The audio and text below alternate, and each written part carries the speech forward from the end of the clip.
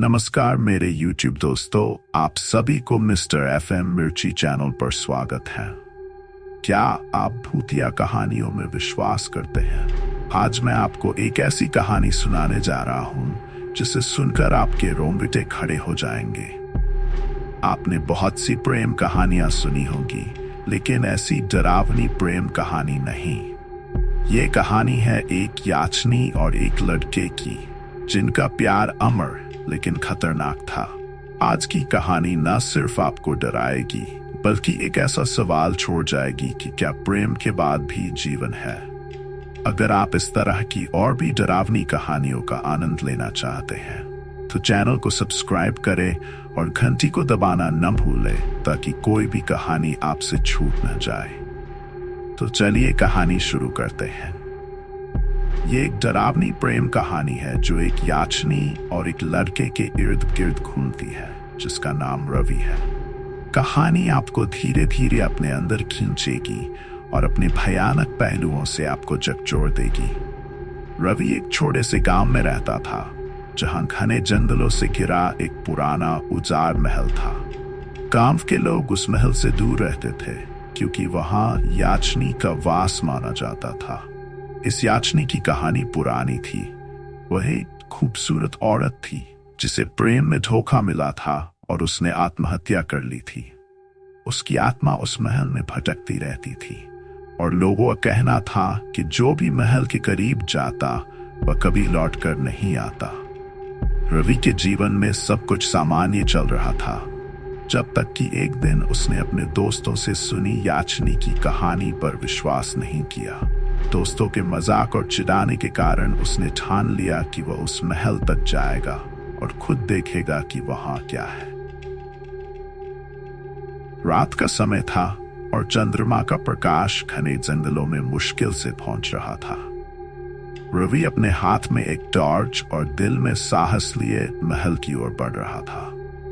महल के पास पहुंचते ही उसे एक अजीब सी ठंड महसूस हुई, जैसे कि किसी ने उसके चारों ओर से हवा खींच ली हो। वह अंदर गुस्सा और हर कदम के साथ उस किसी की नजरें महसूस हो रही थी। अचानक एक मधुर आवाज उसके कानों में पड़ी, तुम यहां क्यों आए हो? वह आवाज इतनी कोमल थी कि रवि कुछ पल के लिए अपनी भाई को भूल गया। उसने पलट कर देखा, एक औरत सफेद साड़ी में उसके सामने खड़ी थी। उसकी आंखों में दर्द और क्रोध की मिलीजुली भावना थी। रवि को समझते देर नहीं लगी कि ये वही याचनी है जिसकी कहानियां वह सुना करता था।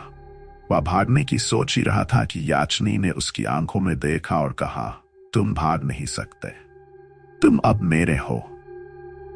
याचनी का नाम राधा था।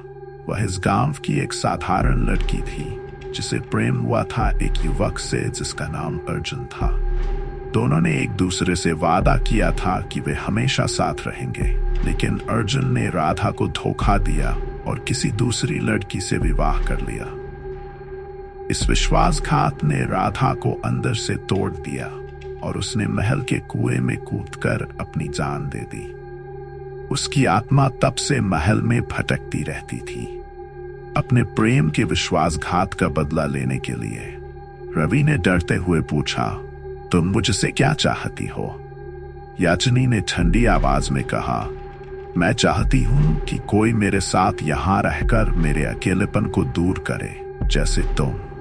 रवि को महसूस हुआ कि वह याचनी के जाल में फंस चुका है, लेकिन उसकी दया और सुंदरता उसे कहीं ना कहीं प्रभावित कर रही थी।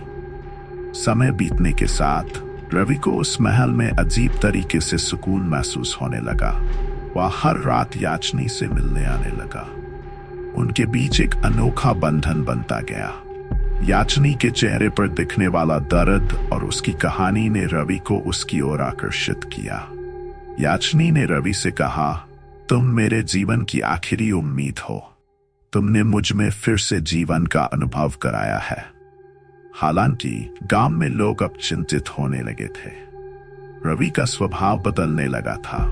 वह दिन में विचलित और रात को महल की ओर जाने के लिए बेचैन रहता। उसके माता पिता ने भी उसे मना करने की कोशिश की, लेकिन वह याचनी के मोह से बाहर नहीं आ पा रहा था। एक रात जब रवि महल में याचनी से मिलने गया, उसने महसूस किया कि आज कुछ अजीब था। याचनी का चेहरा अधिक भयावह दिख रहा था और उसकी आंखों में एक खतरनाक चमक थी। रवि, अब समय आ गया है कि तुम हमेशा के लिए मेरे साथ रहो, याचनी ने कहा।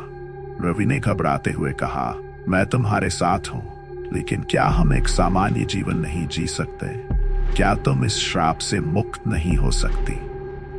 याचनी हंसी, लेकिन उसकी हंसी में दर्द और क्रोध दोनों थे। यह श्राप कभी खत्म नहीं होगा। तुमने मुझसे प्रेम किया है, अब तुम्हें मेरे साथ इस महल में मरकर रहना होगा। रवि ने समझ लिया कि याचनी के प्रेम में एक घातक पक्ष था। वह भागने की कोशिश करने लगा, लेकिन याचनी ने उसे जकड़ लिया। उसकी आत्मा अब पूरी तरह से काली हो चुकी थी और उसने रवि को अपने साथ खींचना शुरू कर दिया। रवि अब अपने आप को याचनी से मुक्त नहीं कर पा रहा था। उसने अपनी पूरी शक्ति लगाई, लेकिन याचनी के क्रोध और उसके प्रेम ने उसे बंधक बना लिया। उसकी आंखों में एक अंतिम आंसू गिरा जब उसने अपने गांव और परिवार को याद किया।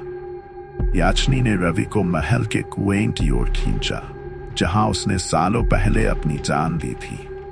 अब तुम और मैं हमेशा के लिए एक होंगे, उसने कहा, और दोनों कुएं में गिर गए। सुबह गांव के लोग रवि को ढूंढने निकले। महल के पास पहुंचकर उन्होंने कुएं में देखा, लेकिन वहां कुछ भी नहीं मिला। सिर्फ एक चीज मिली, रवि की घड़ी, जो कुएं के किनारे पर पड़ी थी। गांव के लोग समझ गए कि रवि भी उसी याचनी का शिकार हो चुका था, जिसने न जाने कितने लोगों की जान ली थी। कहते हैं कि उस महल में अब भी रात के समय एक लड़की और लड़के की हंसी गूंजती है।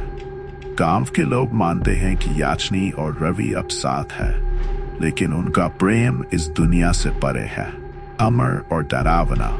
अगर आपको यह कहानी पसंद आई तो लाइक करना न भूलें और अपने दोस्तों के साथ शेयर करें। ऐसी ही और कहानियों के लिए हमारे चैनल को सब्सक्राइब करना न भूलें। आपका प्यार और समर्थन ही हमें नई कहानियां बनाने की प्रेरणा देता है। इस कहानी को देखने के लिए धन्यवाद और मिलते हैं अगले वीडियो में।